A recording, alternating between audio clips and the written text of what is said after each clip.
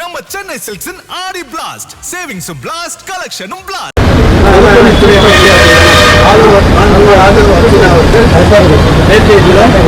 உண்மைக்கு புறம்பான பல்வேறு தகவல்களை திராவிட முன்னேற்ற கழக அரசினுடைய சட்டப்பூர்வ நடவடிக்கைகள் இந்தியாவிலேயே சிறந்த சட்ட அறிஞர்களை வழக்கறிஞர்களை கொண்டு வழக்குகளை சிறப்பாக நடத்தி வெற்றியை கொள்கிற ஒரே அரசு திமுக அரசு தான். அந்த அளவுக்கு சட்டத்துறையில அதிக கவனம் செலுத்தக்கூடியவங்க யாரு? ஆனால் உச்ச நீதிமன்றத்தில் மேகதாது விஷயத்தில் திராவிட முன்னேற்ற கழக அரசு அந்த வழக்கை சரியாக கையாளவில்லை என்பதை போன்ற ஒரு குற்றச்சாட்டை எங்கள் நீதிமன்றம் சுமத்தி இருக்கிறார்.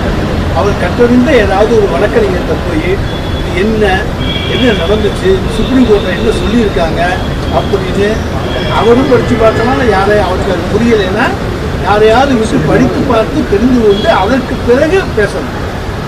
ஏன்னா ஒரு அமைச்சர் பேசுகிற போது பொய்யான தகவல்களை சொல்லக்கூடாது. எங்களை பொறுத்த வரைக்கும் காவேரி வாட்டர் ட்ரிபியூனல் அவங்க என்ன பண்ணுறாங்கன்னா மேகதாது அணை கட்டுவதற்காக டிபிஆர் தயாரிக்க வேண்டும் என்று கர்நாடக அரசு கேட்கிறது. அதற்கு அவங்க சொல்லுவது நீங்கள் டிபிஆர் தயாரிக்கலாம், ஆனால் தமிழ்நாடு அரசினுடைய எதிர்ப்புகளை தமிழ்நாடு அரசு எதிர்க்கக்கூடாது அப்படின்னு சொல்லி ஒரு உத்தரவு போடுறாங்க.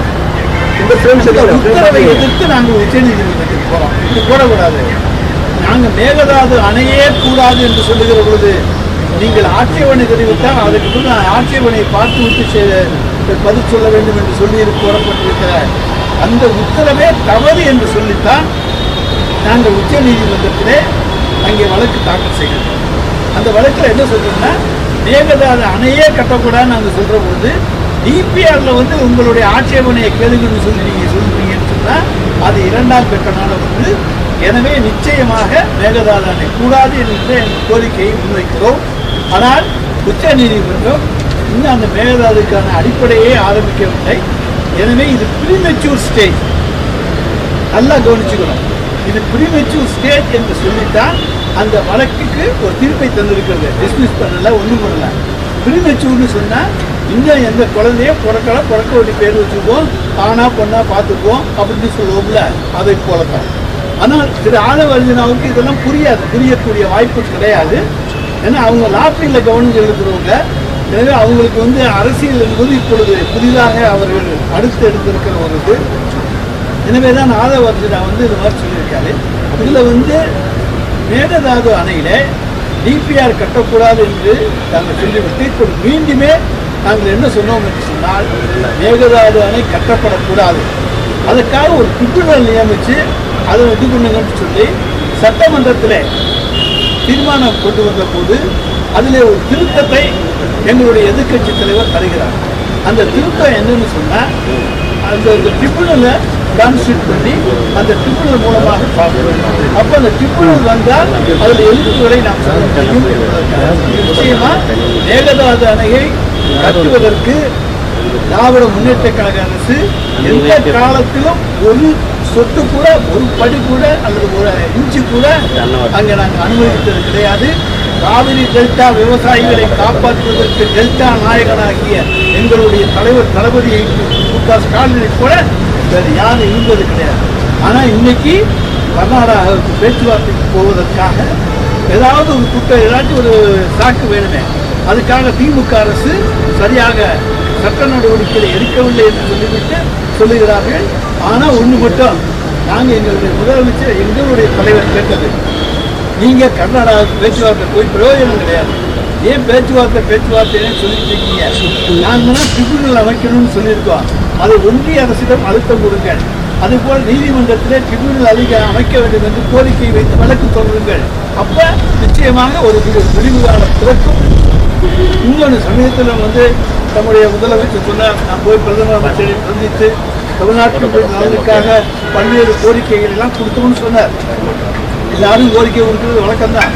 ஆனால் அவர் கோரிக்கை கொடுத்ததிலே மேகதாது அணைக்காக அதுக்கான அந்த திட்டத்திற்காக நீங்கள் ஒரு ட்ரிபியூனலை அமையுங்கள், இந்த பிரச்சனையை தீர்த்து வைப்பதற்கு நாங்கள் சட்டமன்றத்தில் தீர்மானம் இயற்றி இருக்கிறோம், ஒரு ட்ரிபியூனல் அமையுங்கள் என்று கேட்டு கடிதம் எழுதுகிறார்களோ அல்லது நேரிலே போய் கேட்டதார்களோ நிச்சயமா அது ஒரு சுதந்திர ரகசியமாகத்தான் இருக்கிறது.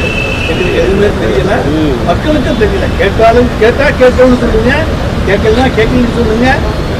பட்டுப்படாமலும் இருக்கக்கூடிய ஒன்றுதான் அந்த சீல் என்பதையும் அவர் சந்தித்ததை இருக்கிறது என்பதை நான் தெரிவித்துக் கொள்ள கடமைப்பட்டிருக்கின்றேன்.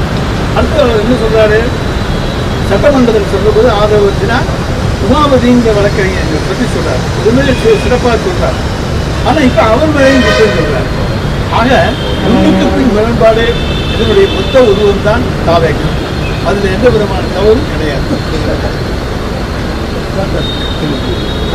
இப்ப இருக்கக்கூடிய தாவேக அரசு மற்றும் அவருடைய ஆதரவு கேட்கிறது ஒரு முயற்சி, இதை ஒரு அரசியலாக்காம ஒரு மக்களான ஒரு மாநிலத்தினுடைய ஒரு வாழ்வாதார பிரச்சனையில சுமூகமான முடிவு எடுக்கிறதுக்கான ஒரு முயற்சி எடுக்கிறதுல என்ன தப்பு அப்படின்னு கேட்கலாம். அதாவது ஒண்ணு ட்ரிபியூனல் அமைக்கிறது என்ன தப்பு? அதாவது கர்நாடகா மாநிலம் ட்ரிபியூனல் அமைக்கிறதுல என்ன தப்பு? அதுக்கு ஒப்பந்தங்கள் என்ன தப்பு? அது யாராச்சும் ஒரு பொதுவான ஆள் தான் வரப்போறாங்க, ஒரு ஓய்வு பெற்ற நீதிபதி தலைமையில் தான் அமைக்க போறாங்க. பாரபட்சம் இல்லாமல் தான் நடக்க போகுது. அப்போ ட்ரிபியூனல் வேண்டாம், நம்ம பேச்சுவார்த்தைக்கு போகிறதுன்னா அங்கே போய் வச்சுட்டு ஏதாச்சும் பேசிட்டு இருக்கும். இது வரைக்கும் நிறைய பேச்சுவார்த்தைகள் நடந்து வைக்கின்றன. எதுவும் ஒரு தெளிவான இது கிடைத்தது கிடையாது.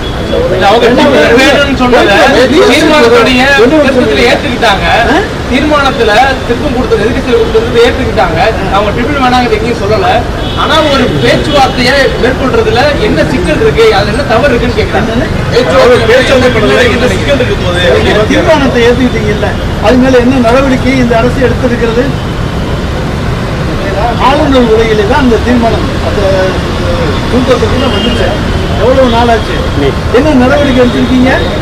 அதுக்கப்புறம் எனக்கு பேச்சுவார்த்தை, நான் எந்த தீர்மானத்தை கொண்டு வருவேன், நடவடிக்கை எடுக்க மாட்டேன், ஆனா பேச்சுவார்த்தைக்கு போவேன். பேச்சுவார்த்தைக்கு போறது என்ன தப்பு அப்படி நீங்க கேள்வி கேட்பதுங்களா? ஏன் அந்த தீர்மானத்தின் மீது நடவடிக்கை எடுக்கக்கூடாது என்கிற கேள்வி தான் நாங்க கேட்கிறோம். நாங்க பொதுமக்கள் தானே கேட்கிறாங்க. டெல்டா விவசாயி காஞ்சிக்கிட்டு இருக்கான், அவனுக்காக தான் கேட்கின்றோம். அந்த பேச்சுவார்த்தைக்கு போகும்போது காலதாமதம் ஏற்படும் நினைக்கிறீங்களா? அந்த பேச்சுவார்த்தை நீர்த்து போகும், அதாவது காலதாமதம் நீர்த்து போயிடுச்சு. அதே போல சார் நாங்க சட்டப்பூர்வமா நாங்க செய்யலன்னு அவர் ஒரு குற்றச்சாட்டு சொன்னார். அதுக்கு தான் சொன்னோம், திராவிட முன்னேற்ற கழகம் எந்த காலத்திலையும் சட்டத்துல கோட்டை விடாது. அது எப்போதுமே போய் போராடுகிற குணமுள்ள இயக்கம், சட்ட போராட்டத்தில் வெற்றி காடுகிற இயக்கம். நாங்க ஆரம்பத்தில் சட்ட போராட்டம் நடத்தி கொடுத்துருக்கோம், உச்ச நீதிமன்றத்தில் நடத்தியிருக்கோம். எந்த எதிர்ப்பான தீர்ப்பு வாங்கல, அதுல பிரிமச்சூர்னு சொல்லிட்டு அவங்க சொல்லியிருக்காங்க. அதனால நமக்கு எப்பவுமே காலங்கள் இருக்கின்றன. ஆனா நாங்க கூடாது என்பதில் உறுதியாக இருக்கிறோம். அது அரசுக்கு நாங்க சப்போர்ட் தான் பண்றோம். நாங்க யாரும் எதுக்கலையே.